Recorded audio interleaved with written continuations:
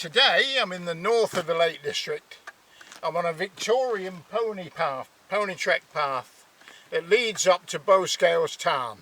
A nice walk of just under 2 miles, not too steep, and a little bit of history on the way, some stunning views. Come with me. It may be a nice simple route, but there is more to this walk than meets the eye. I'm parked at the hamlet of Bowscales, from where I'm following a Victorian bridleway along the side of the fell to the tarn. The path is wide and easy to follow. When you arrive at the tarn, you may wonder what the attraction was all those years ago, but don't worry, all will be revealed. Having taken it all in, you then have 3 choices. You could simply return the way you came, or you might like to cross the outflow of the tarn to follow a faint path down the fell to a bridge over the river, returning to the start point via the minor road that runs up a valley. If you fancy a bit of high adventure, then you could follow a narrow path up the steep fellside beside the tarn before turning left to head for the summit and glorious views across the northern fells.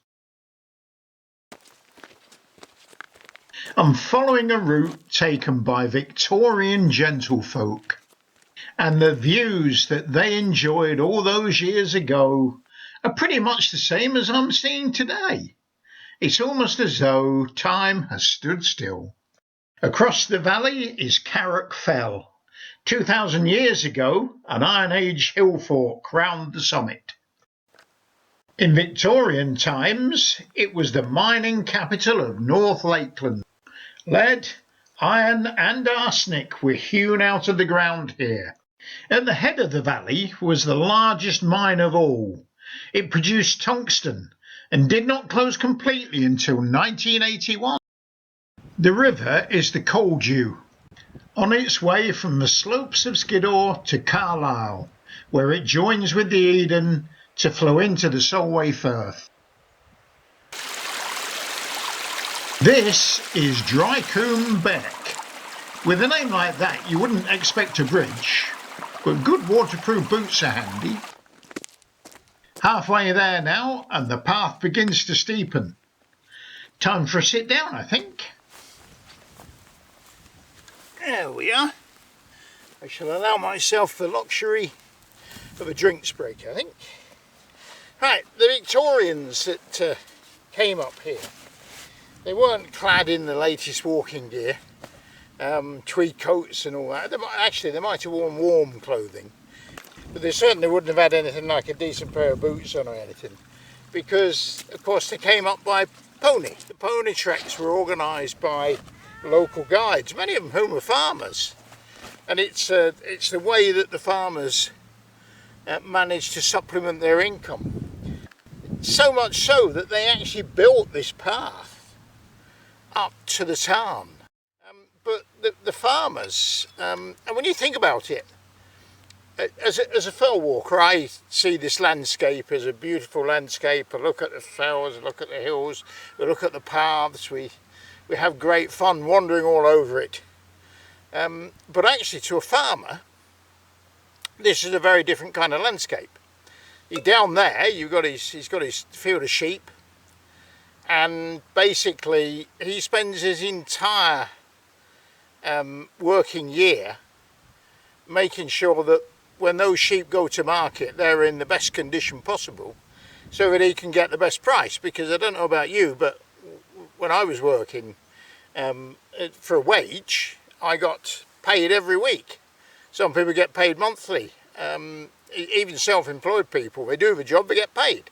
Farmers don't do that. Well, what happens is farmers have to invest large amounts of time and effort into raising their livestock, and then they take them to market and get a large amount of money in all at once. And that money's got to do them for the year. And it's not just a question of putting sheep in a field and just leaving them, letting them get on with it. There are all sorts of jobs that farmers need to do to make sure that the sheep are well cared for. course, the farmer's got to pay for the vets to come on certain times.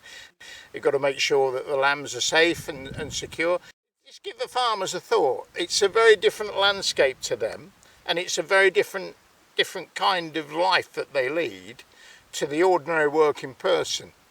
And they rely on this landscape for their living.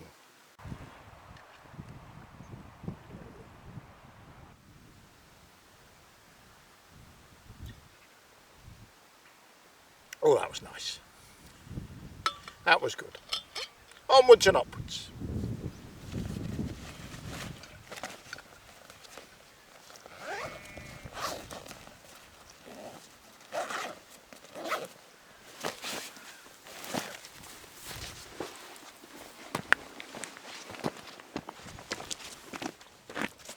Higher up, the pony trekking path shows signs of its age, as well as narrowing to single file.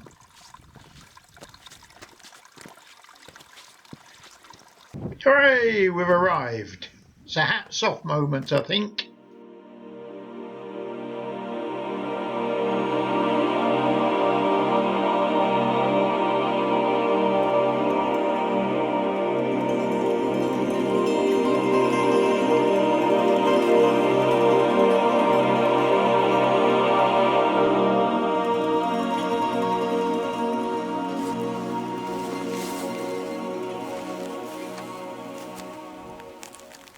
Okay, so as you can see, Bowscale Tarn, it's just a big tarn.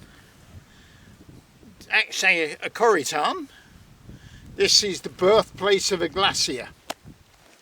The glacier would have formed in there and gone over the edge. So it's sat like this, and this is unchanged for what? 25,000 years? That's a huge amount of time, you know, in the modern scale of things. But why did Victorians come and see it? There's a very good reason why they did it, and it's down to Mr. Wordsworth. William Wordsworth wrote a poem in which he spoke about the immortal fish that live in Bowscale Tarn, one of which evidently can speak. In fact, depending on whose account you read, both of them can speak.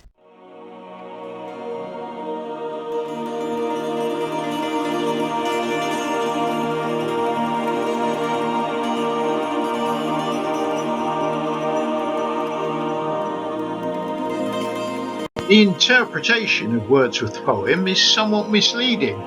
There are two species of fish in the tarn, perch and trout. Although Lord Clifford of Brougham Castle enjoyed plentiful supplies of both for his feasts, there was no shortage in the tarn, and the claims of the fish's immortality were born. In reality, Lord Clifford probably got his trout and perch for his feasts from the River Eden instead. Another ancient legend associated with the tarn was that under a clear blue sky, the stars could be seen reflected in the still waters of the tarn at midday, as long as it wasn't windy, of course. Actually, on a dark and forbidding day with a bit of heavy cloud, this can be a really mean and moody place, and it has a lot of atmosphere to it. And basically, the Victorians like that. We should go and see if we can find the talking fish. I've not found them yet, but we'll keep looking. If anybody's got a rod, you can go fishing in here actually, evidently, so you never know, you might catch one. What it will say to you when you catch it, I don't know, but there we are. But it's beautiful.